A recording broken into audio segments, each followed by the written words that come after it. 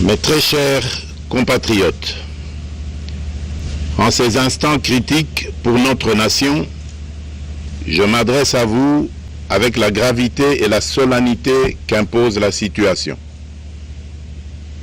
L'Est de notre pays, en particulier les provinces du Nord Kivu, du Sud Kivu et de l'Ituri, fait face à une aggravation sans précédent de la situation sécuritaire.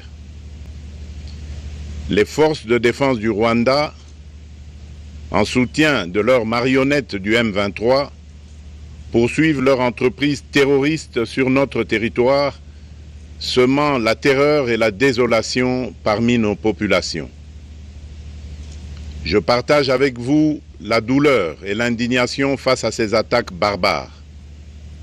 Ces actes ne sont pas seulement une attaque contre la République, mais une offense à l'histoire et à la dignité de notre peuple. En ces moments difficiles, je vous appelle à la résilience et surtout à la résistance. Face à cette situation, permettez-moi de vous rassurer. Une riposte vigoureuse et coordonnée contre ces terroristes et leurs parrains est en cours. Nos vaillantes forces armées de la République démocratique du Congo, symboles de courage et de patriotisme, sont pleinement mobilisées, prêtes à défendre chaque centimètre de notre territoire. J'ai personnellement convoqué et présidé des réunions de crise avec une équipe restreinte du gouvernement, le haut commandement militaire ainsi qu'une réunion interinstitutionnelle afin d'évaluer les récents développements de la situation et de lever les options pour repousser les agresseurs et reconquérir chaque parcelle de notre territoire. À cet effet, j'ai nommé ce 28 janvier le général-major Évariste Somo Kakule au poste de gouverneur militaire du Nord Kivu pour renforcer la coordination des opérations militaires et restaurer l'autorité de l'État. Parallèlement, nous avons engagé d'importantes démarches diplomatiques, notamment au sein du Conseil de sécurité des Nations Unies, ainsi que dans le cadre du processus de paix de Luanda, auquel nous restons pleinement engagés malgré les obstacles. Nous privilégions la voie du dialogue, mais toujours avec lucidité, tout en restant fermement résolus à défendre notre territoire et notre souveraineté par tous les moyens nécessaires. Mais ce combat n'est pas seulement celui des FARDC. C'est le combat de tout un peuple, le combat de notre identité congolaise, afin de léguer aux générations futures un pays prospère et en paix. À tous nos compatriotes, dans chaque province, chaque ville, chaque territoire et chaque village, ainsi que ceux de la diaspora, sans distinction d'appartenance ethnique ou politique, unissons nos efforts. Apportons un soutien indéfectible, moral et matériel à nos vaillants soldats. Mobilisons-nous comme un seul homme pour défendre notre souveraineté et sauvegarder notre intégrité territoriale. Je suis pleinement conscient des souffrances de nos compatriotes qui fuient les hostilités. Le gouvernement est instruit d'activer le plan d'urgence humanitaire pour venir en aide aux déplacés. À vous, habitants de Goma et des environs, je ressens profondément votre douleur qui est aussi la mienne. Elle traverse nos cœurs et nos âmes en tant que fils et filles d'une même patrie. Mais face à cette épreuve, je vous exhorte à puiser dans cette force intérieure qui fait la grandeur du peuple congolais. Résistez avec courage. Faites preuve de vigilance constante et gardez votre calme malgré l'adversité. Sachez que nous ne sommes pas restés inactifs. Des plans de contingence sont préparés pour assurer la protection de la population civile et prévenir toute escalade de la violence. Les dispositifs de sécurité ont été renforcés pour protéger les zones stratégiques et nous travaillons sans relâche pour garantir le fonctionnement des services essentiels.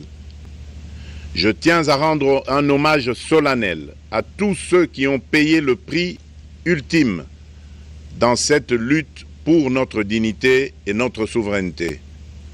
J'ai une pensée pieuse pour le général-major Peter Chirimwami, gouverneur militaire du Nord Kivu, tombé les armes à la main. Je m'incline avec respect devant la mémoire de tous nos militaires et de tous les Wazalendo tombés sur le champ d'honneur. Je pense aussi aux soldats de la mission de la communauté de développement d'Afrique australe, la SAMI DRC, qui combattent à nos côtés, aux casques bleus de la MONUSCO, qui ont sacrifié leur vie pour la paix, ainsi qu'aux innombrables civils victimes de la barbarie ennemie. Leur courage et leur sacrifice ne seront jamais oubliés. Et nous portons leur flambeau avec la ferme détermination d'achever leur noble combat. Je voudrais ici interpeller directement la communauté internationale et l'Union africaine. Le Rwanda continue de violer ouvertement et sans scrupule les principes fondamentaux de la Charte des Nations Unies ainsi que les accords régionaux.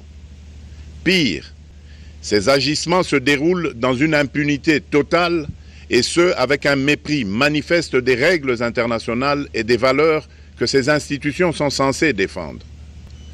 Cette attitude arrogante, qui ne cherche même plus à masquer ses forfaits, est une provocation inacceptable à l'égard de notre souveraineté et de la stabilité régionale. La présence de milliers de soldats rwandais sur notre sol, leur soutien politique, logistique et militaire à leur pantin du M23, ainsi que leur implication dans l'exploitation illégale de nos ressources naturelles, nous conduisent tout droit à une escalade aux conséquences imprévisibles, mettant en danger toute la région des Grands Lacs. Votre silence et votre inaction face à la barbarie du régime de Kigali et aux atrocités perpétrées par ces supplétifs sur notre territoire constituent un affront non seulement à la République démocratique du Congo, mais également aux valeurs universelles de justice et de paix. Le peuple congolais prend acte de cette passivité qui frôle la complicité.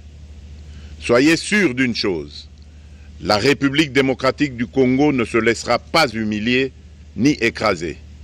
Nous nous battrons et nous triompherons. Congolaises et Congolais, l'heure est certainement grave, mais notre détermination est encore plus inébranlable.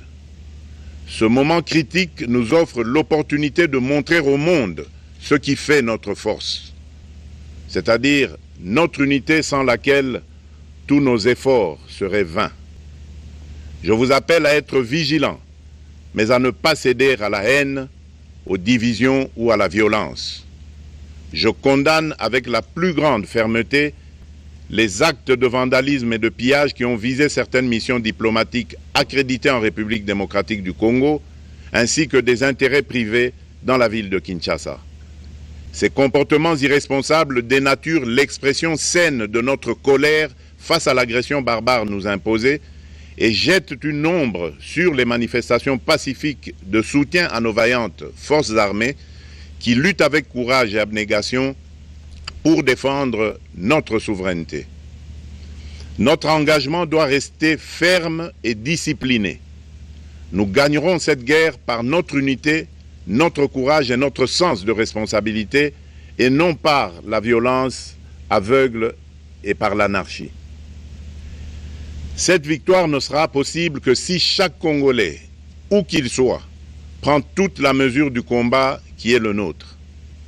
J'appelle donc la nation entière, hommes et femmes, jeunes et vieux, acteurs politiques, opérateurs économiques, membres de la société civile, confessions religieuses, artistes et sportifs à se mobiliser, à faire bloc derrière nos vaillantes forces armées et à contribuer chacun à son niveau à l'effort de guerre. J'ai instruit le gouvernement de mettre en place des mesures rigoureuses de réduction du train de vie des institutions et de leurs animateurs afin que les ressources ainsi économisées soient directement réorientées vers le soutien à nos forces armées. Dans cet effort national, j'en appelle également à la responsabilité du secteur privé qui est invité à contribuer activement à cette cause commune. Nos soldats se battent avec héroïsme pour la défense de notre intégrité territoriale et de notre souveraineté. Ils ont besoin de notre soutien total, qu'il soit moral, matériel ou logistique. À la jeunesse congolaise, pilier et espoir de notre nation, je vous exhorte à répondre massivement à l'appel de la patrie. Le moment est venu de vous lever, de mettre votre énergie et votre créativité au service de la nation. Nous devons renforcer nos rangs et chaque jeune Congolais prêt à défendre son pays a une place au sein de nos forces armées. Enrôlez-vous massivement dans l'armée. Vous êtes le fer de lance de notre projet et votre mobilisation est déterminante pour la victoire finale. Aux braves populations du Nord Kivu, du Sud Kivu et de l'Ituri, vous êtes le symbole de la résilience congolaise, une source d'inspiration pour toute la nation. Vous n'êtes pas seuls dans cette épreuve. La République tout entière se tient à vos côtés, unis dans l'espoir et la lutte. Ensemble, nous ferons face et surmonterons cette épreuve.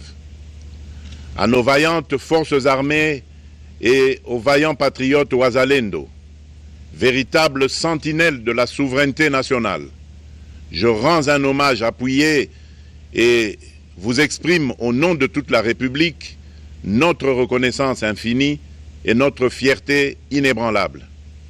Votre bravoure, votre discipline et votre engagement sans faille inspirent et mobilisent tout un peuple déterminé à défendre son territoire.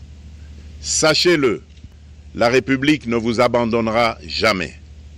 Votre combat est le nôtre et vos sacrifices ne seront jamais oubliés. Vous incarnez l'honneur de la nation congolaise. À tous mes compatriotes d'ici et de la diaspora, la République démocratique du Congo ne pliera pas. La République démocratique du Congo ne reculera pas. Je ne vous abandonnerai jamais. J'en fais ici le serment. Le soleil n'a pas cessé de briller sur notre patrie. Ensemble, main dans la main, nous surmonterons cette tempête et nous ouvrirons une ère nouvelle de paix et de prospérité pour les générations futures. Que Dieu bénisse la République démocratique du Congo et son peuple. Je vous remercie.